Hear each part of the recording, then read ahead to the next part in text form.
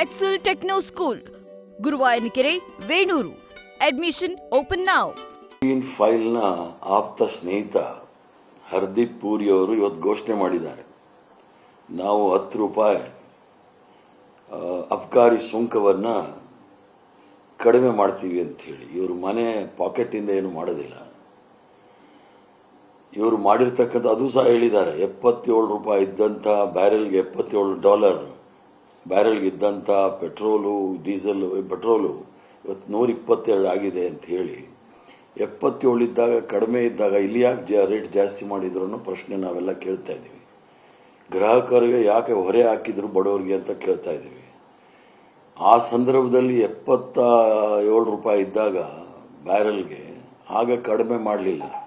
ಈಗ ಕಡಿಮೆ ಮಾಡ್ತಾ ಇದ್ದೇನು ಭಾರತೀಯ ಜನತಾ ಪಾರ್ಟಿದು ಇದೇನು ಹೊಸದಲ್ಲ.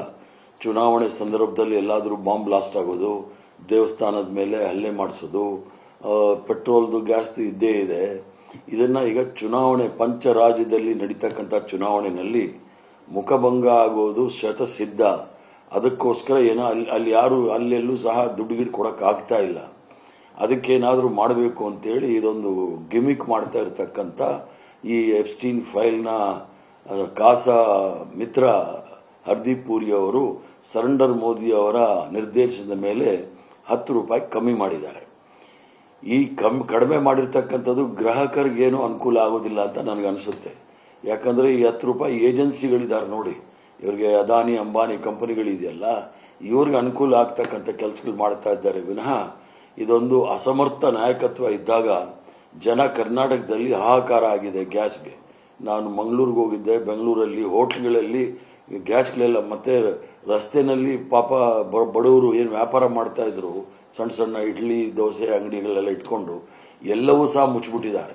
ಆದ್ರಿಂದ ಹಾಹಾಕಾರ ಆಗಿರೋ ಸಂದರ್ಭದಲ್ಲಿ ಈ ಒಂದು ಅಸಮರ್ಥತೆಯನ್ನ ಮರೆಮಾಚಲು ಮುಚ್ಚಿರ್ಲಿಕ್ಕೋಸ್ಕರ ಈ ಒಂದು ಗಿಮಿಕ್ ಮಾಡಿದ್ದಾರೆ. ಇದು ಕೇವಲ ಮೇ 4ನೇ ತಾರೀಕುವರೆಗೂ ಮಾತ್ರ. ಆಮೇಲೆ ಪುನಃ ಯಾವ ಮಟ್ಟಕ್ಕೆ ಬೆಲೆ ಏರಿಕೆ ಆಗುತ್ತೆ ಅನ್ನೋದು ಯಾರಿಗೂ ಸಹ ಊಹೆ ಮಾಡೋಕ್ಕಾಗೋದಿಲ್ಲ. ಆದ್ರಿಂದ ಇದು ಮಾಡಿರ್ತಕ್ಕಂಥದ್ದು ಕೇವಲ ಒಂದು ಗಿಮಿಕ್ ಅಷ್ಟೆ.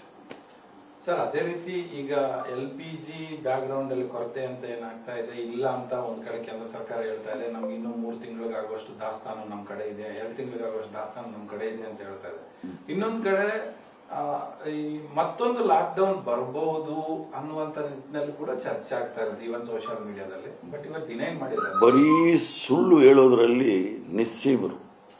ಭಾರತೀಯ ಜನತಾ ಪಾರ್ಟಿ ಮತ್ತು ಅವರ ಸೂತ್ರಧಾರಿ ಪಾರ್ಟಿ RSS ಇರ್ತಕ್ಕಂಥದ್ದೇ ಸುಳ್ಳು ಹೇಳಲಿಕ್ಕೋಸ್ಕರ. ಫಾದರ್ಲ್ಯಾಂಡ್ ಅಲ್ಲಿ ಇರ್ತಕ್ಕಂಥ ನೆತನ್ಯಾಹು ಯಾವುದೇ ರೀತಿಯಲ್ಲಿ ಸಹಾಯ ಮಾಡಲಿಕ್ಕೆ ಅವ್ರ ಕೈಯಲ್ಲಿ ಆಗೋದಿಲ್ಲ. ಕಡೆಗೂ ಸಹ ಇರಾನ್ ಅವರೇ ಸ್ವಲ್ಪ ನಮಗೆ ಸಡಿಲ ಮಾಡಿರ್ತಕ್ಕಂಥ ವಿಚಾರ. ನಮ್ಮ ಸ್ನೇಹಿತರು ಅಂತ ಹೇಳಿ ಸ್ನೇಹವನ್ನ ಫ್ರೆಂಡ್ಶಿಪ್ ನ ನಿಭಾಯಿಸ್ತಾ ಇದ್ದಾರೆ. ಆ ಯೋಗ್ಯತೆ ಈ ರಾಷ್ಟ್ರದ ನಾಯಕತ್ವ ವಹಿಸಿಕೊಂಡಿರೋರಿಗೆ ಇಲ್ಲ. ನಾಚಿಕೆ ಆಗ್ಬೇಕು ಇವ್ರಿಗೆ.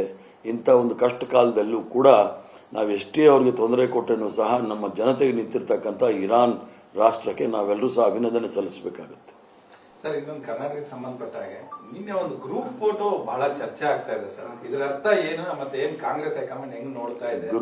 ಗ್ರೂಪ್ ಫೋಟೋ ಚರ್ಚೆ ಮಾಡಲಿಕ್ಕೆ ನೀವು ಫ್ರೀ. ವಿಧಾನಸೌಧ ಸುತ್ತಮುತ್ತ ಸಂಪೂರ್ಣವಾದ ಅಧಿಕಾರ ಇರ್ತಕ್ಕಂಥದ್ದು ಸ್ಪೀಕರ್ ಸಾಹೇಬ್ರ ಕೈಯಲ್ಲಿ. ಸ್ಪೀಕರ್ ಸಾಹೇಬರು ಯಾವುದೋ ಮನಸ್ಸು ಮಾಡಿ ಫೋಟೋ ಹಿಡ್ಕೊಳಕ್ ಮಾಡಿದ್ದಾರೆ.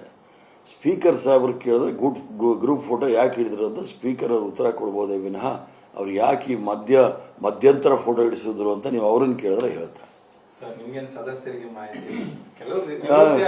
ಅಲ್ಲಲ್ಲ, ವಿಧಾನಸಭೆಯನ್ನ ವಿಧಾನ ಪರಿಷತ್ನಲ್ಲಿ ನಾವು ಬಹಳಷ್ಟು ಜನ 2 ವರ್ಷಕ್ಕೊಂದ್ಸಲಿ ನಿವೃತ್ತಿ ಆಗ್ತಾರೆ. ಅದು ಫೋಟೋ ಹಿಡ್ತಕ್ಕಂಥದ್ದು ಸಹಜ. ಅಸೆಂಬ್ಲಿನಲ್ಲಿ ಹಿಡಿಬೇಕಾದ್ರೆ ನೀವು ಆ ಸ್ಪೀಕರ್ ಸಾಹೇಬರು ಯಾಕೆ ಫೋಟೋ ಹಿಡಿಸಿದ್ರು, ಮಧ್ಯಂತರ ಫೋಟೋಗ್ರಫಿ ಯಾಕೆ ಮಾಡಿಸಿದ್ರು ಅಂತ ಹೇಳಿ ಅವ್ರ ಹತ್ರ ಒಂದು ಮಧ್ಯಂತರ ವರದಿಯನ್ನು ತಗೊಳ್ಳೋದು ಬಹಳ ಒಳ್ಳೆಯದು.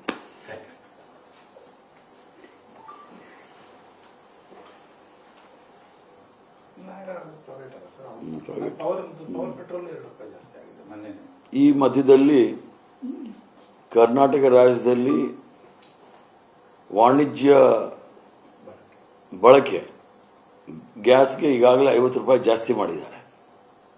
ಅದರ ಅರ್ಥ ಅಲ್ಲಿ ಚುನಾವಣೆ ಇಲ್ಲ. ಕರ್ನಾಟಕ ರಾಜ್ಯದಲ್ಲಿ ಬೆಲೆ ಏರಿಕೆ ಮಾಡಿದ್ದಾರೆ. ಬಾಕಿ ಜಾಗದಲ್ಲಿ ಏನು ಮಾಡ್ತಾ ಇದ್ದಾರೆ ಅಂದ್ರೆ ಸ್ವಲ್ಪ ದಿವಸದಲ್ಲಿ ಗೊತ್ತಾಗುತ್ತೆ. ಇನ್ನೂ ಅದ್ರ ಬಗ್ಗೆ ಯಾವುದೇ ಆದೇಶ ಬಂದಿಲ್ಲ. ಪೆಟ್ರೋಲ್ ಡೀಸೆಲ್ ಆಗಿರೋದು ಇವಾಗ ತಾನೇ ಎಫ್ಸ್ಟೀನ್ ಫೈಲ್ನ ಕಾಸಾ ಮಿತ್ರ ಹರ್ದೀಪ್ ಪುರಿ ಅವರು ಹೇಳಿಕೆ ಕೊಟ್ಟಿದ್ದಾರೆ. ಯಾವ ರೀತಿ ಅದು ಅನುಷ್ಠಾನಕ್ಕೆ ಬರುತ್ತೆ ಅನ್ನೋದು ಕಾದು ನೋಡಬೇಕು. ಸೊ ಹಂಗಾರೆ ನೀವು ಎಕ್ಸ್ಪೆಕ್ಟ್ ಮಾಡ್ತಾ ಇದ್ರಿ ಪಂಚರಾಜ್ಯ ಚುನಾವಣೆ ರಿಸಲ್ಟ್ ಮುಗಿದ ಅಥವಾ ಈವನ್ ವೋಟಿಂಗ್ ಮುಗಿದ ಮೇಲೆನೆ ಮಾಡ್ತಾರೆ ಅಂತ? ಪಂಚರಾಜ್ಯ ವೋಟಿಂಗ್ ಮುಗಿದ ತಕ್ಷಣ ಮಾಡ್ತಾರೆ. ಆ ಚುನಾವಣೆ ಸಂದರ್ಭದಲ್ಲಿ ಎಲ್ಲ ಮಾಧ್ಯಮದವರು ಆ ಚುನಾವಣೆಯ ಫಲಿತಾಂಶದಲ್ಲಿ ಬಹಳ ಬ್ಯುಸಿಯಾಗಿರೋ ಸಂದರ್ಭದಲ್ಲಿ ಈ ಒಂದು ಘೋಷಣೆ ಬರೋದ್ರಲ್ಲಿ ಏನೇ ಅನುಮಾನ ಬೇಡ. ನ್ಯೂಸ್ ಫಸ್ಟ್ ನಿರ್ಭೀತಿಯಿಂದ ನಿಮ್ಮ ಪರವಾಗಿ.